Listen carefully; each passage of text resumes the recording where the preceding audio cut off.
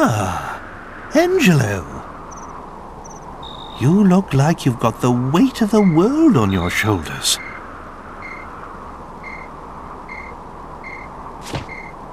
Maybe it would help to get it off your chest, hmm? Not that I want to force you, mind.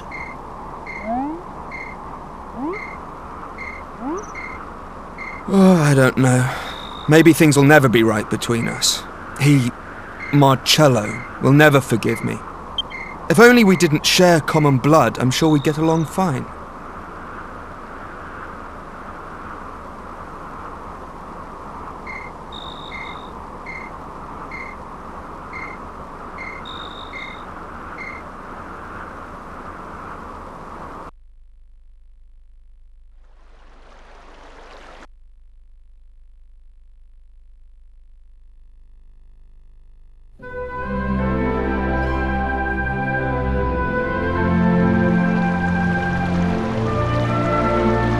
Abbot Francisco was always well known around these parts for his benevolence.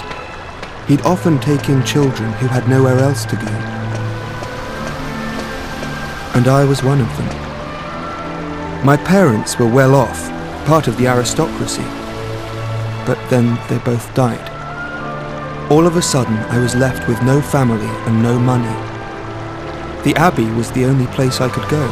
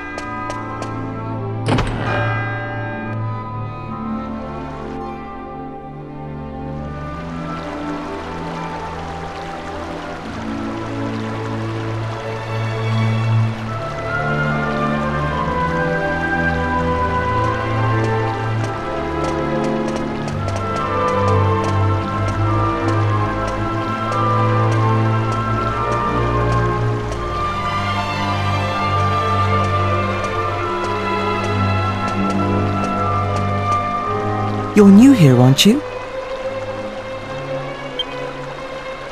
Are you here to join the brothers?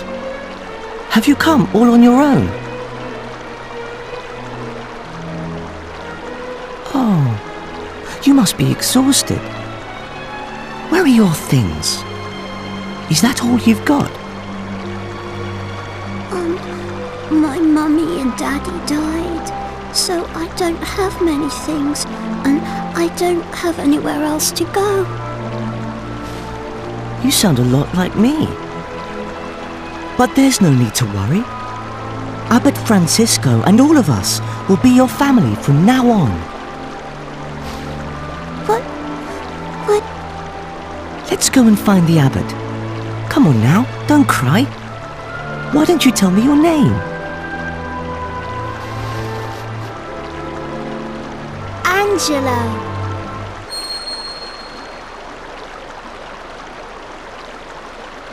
You! So you're Angelo. Leave.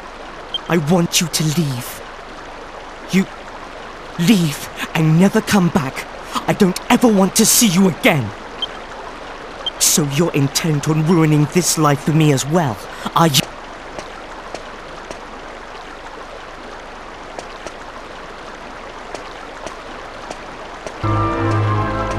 Marcello was the golden boy of the Abbey. He studied hard and had a bright future ahead of him. But when it came to me, his attitude wasn't so positive. I'm so sorry, child. I'm sad to say I heard that little exchange. It's so unlike Marcello to act like that. I just don't understand. Ah, I see. I always knew he had a half-brother. That's you, isn't it? You're Angelo. Well, they say time heals all wounds. Let's hope your living here will make everything all right. Now, come along with me. From today onwards, this will be your home. Why don't I introduce you to everyone? Not long after that, I heard the full story for the first time. About how I had a half-brother who was born from an affair between my father and one of the maids. And that was Marcello. If I hadn't been born, he'd have been next in line to my father. But when I was born, Marcello and his mother were thrown out of the house with nothing to their names. She died soon afterwards. He had no one. So he ended up at the Abbey, hating me and my father for all those years.